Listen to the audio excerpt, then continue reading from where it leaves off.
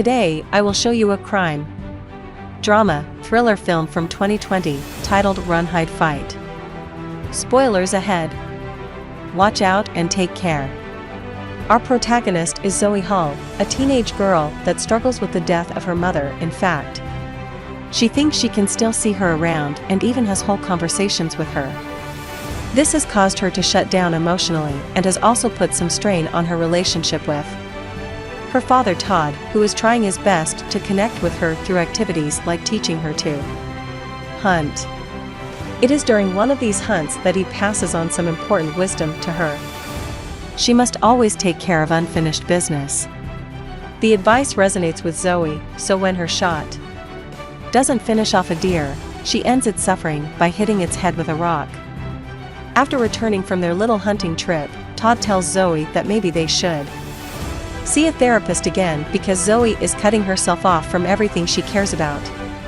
This comment angers Zoe and they start arguing over it for what obviously isn't the first time.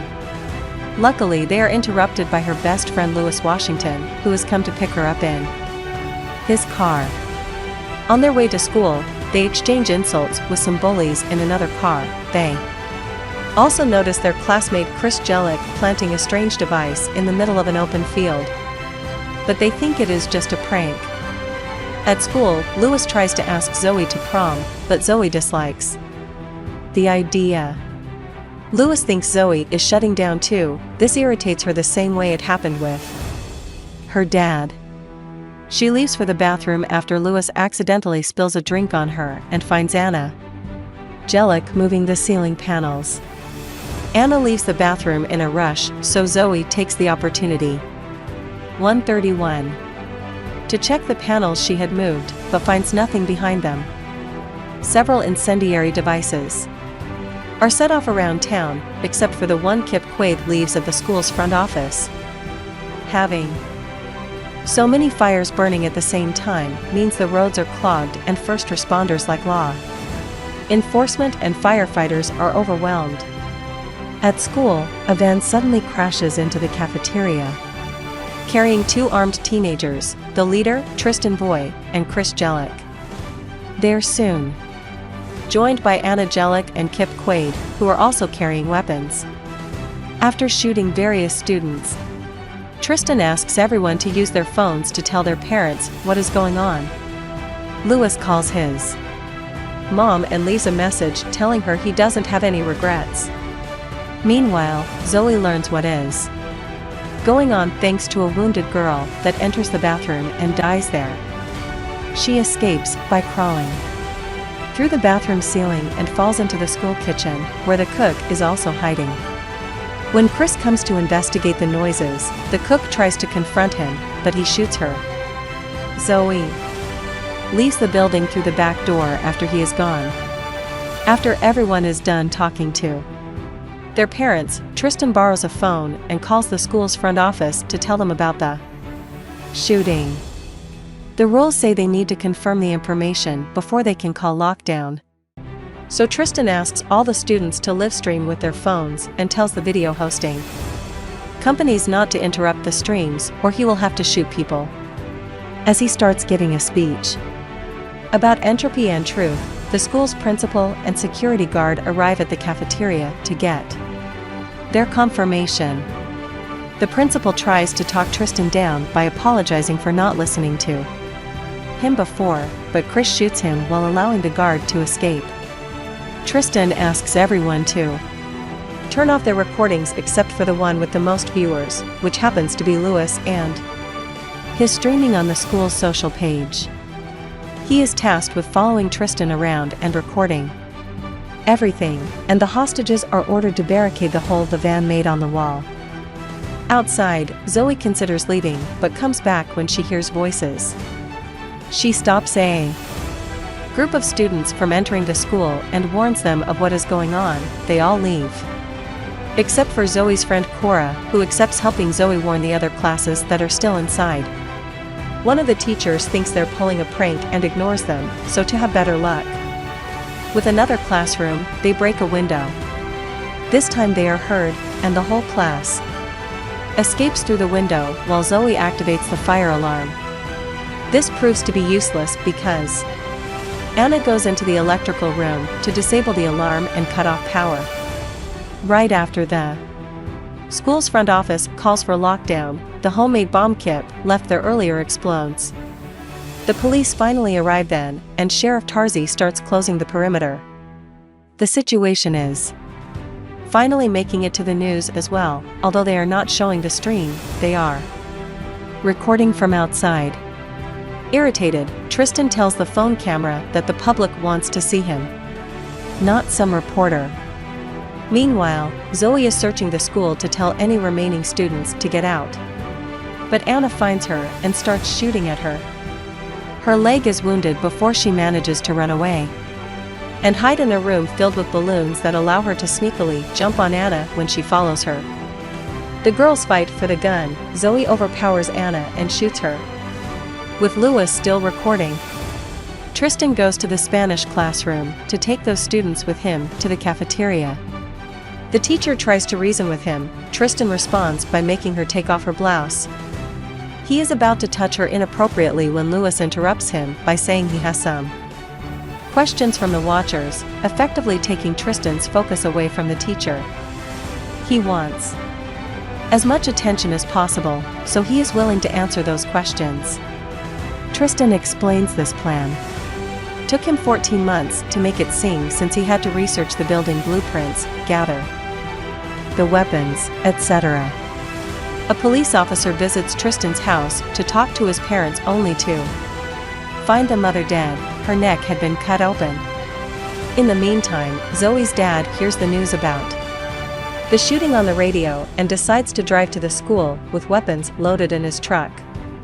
In the cafeteria, Chris is in the middle of talking to the voices in his head when hears on the news that the cops have arrived, so he goes to the hole on the wall and shoots at them. Tristan hears the gunshots and decides to return, taking the whole Spanish class with him. Zoe sees them in the hallway, and when Kip walks in the opposite direction from the group, she decides to follow him. He is trying to get to another classroom filled with students. So Zoe appears in front of him to call his attention and get him to chase her. She takes him through a slippery floor, and after he falls, she unloads a fire extinguisher on his face and also hits him with it. Kip is dragged to the auditorium and handcuffed to a chair. And he confesses to Zoe that he is doing all this because of a bullying incident in middle school that, in his eyes, has never ended. Zoe thinks he is disgusting and pathetic for using that as an excuse for cold-blooded murder. After taking his shotgun, Zoe comes across another group of students with their teacher. Wanting to help them escape, she borrows a phone and calls Cora, who hands her phone to the sheriff so they can coordinate a plan. Sheriff Tarzi tells the reporters to record him instead of the school before calling Tristan's phone. He distracts him with conversation while Zoe safely guides as many groups of students as possible to the exit. However, her rescue appears on the news, which allows Tristan to discover the ruse. So he hangs up on Tarzi and proceeds to call his teammates. Zoe has Anna's phone, so she answers his call. Tristan tells her to show herself or he will start shooting people. He even kills a student as proof. After telling him she will be there, Zoe returns to the auditorium and frees Kip, who is feeling guilty for what he has done and wants to die now. Zoe tells him he should be in charge of his legacy and convinces him to cooperate, so she hands him back the shotgun. While Todd sneaks into the school grounds and gets his weapon ready to help his daughter, Zoe makes it to the cafeteria. And Tristan starts asking her questions for the stream. A furious Chris wants to kill her because she shot his sister, but Tristan won't allow it. He believes everything must happen at the right moment. They are suddenly interrupted by Kip, who, after an exchange of insults with Chris and Tristan, shoots his shotgun, only managing to hit Tristan on the shoulder before Chris kills him. Lewis gets hurt in the exchange. Zoe and Lewis take advantage of the distraction to escape. Chris goes after them. They hide in the Spanish classroom, and while Zoe checks on Lewis' wound, they confess their feelings for each other.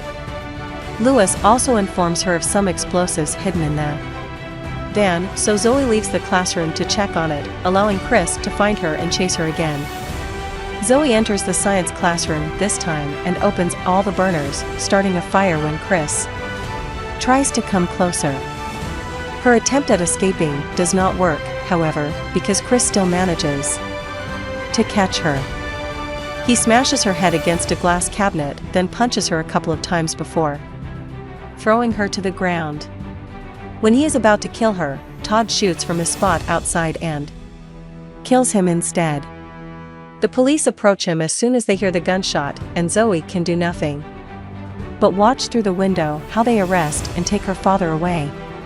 Afterward, Zoe grabs Chris' gun and makes her way back to the cafeteria, only pausing to retrieve Lewis' phone when she finds it on the floor in a hallway. She sends Tristan a picture of Chris' body, causing him not to talk to her anymore. So instead, she hijacks the stream and tells Tristan the world will remember her, not him, which enrages him. Tristan grabs one of the explosives from the van and gives it to a student that he drags out of the cafeteria with him. Zoe sees them leave, so she takes the chance to go in and tell all the hostages to run now that Tristan's gone. There is still the little issue of the bomb in the van, which Zoe solves by putting the shift in reverse and jamming the EDOL with Chris' rifle. This causes the van to move outside and explode in the parking lot. SWAT uses this opportunity to enter the building, and they mistakenly arrest Zoe while she is trying to find Tristan. An explosion coming from the next room reveals Tristan's body. And while the SWAT takes care of it, Zoe sees her mother, who tells her she loves her and wishes her goodbye before disappearing for good as Zoe cries her heart out. Outside the school, Sheriff Tarzi frees Zoe, shakes her hand, apologizes for the incorrect arrest, and praises her actions. Zoe responds by asking him to allow her to see her father. Todd is inside a police car, fed, but he still has a heartfelt talk with his daughter. They repair their relationship and reassure each other of how important they are in their lives. After making sure Lewis is fine, Zoe notices Tristan sneaking out of the school. He had faked his death by changing his clothes with the other student, so cops would initially think the burnt body was his. She recovers Todd's rifle and follows Tristan into the woods, where he is getting some money and a passport out of a box he had hidden under a bridge as part of the plan. Zoe does not hesitate to shoot him from afar, then comes closer, noticing the shot was not enough to kill him. She mentions the advice on unfinished business her dad had given her while hunting and picks up a big rock to finish Tristan off. Yet when she brings it down, she does not hit his head, she drops the rock in the river instead. Zoe decides to leave him there to die because, unlike an animal, suffering is what he deserves.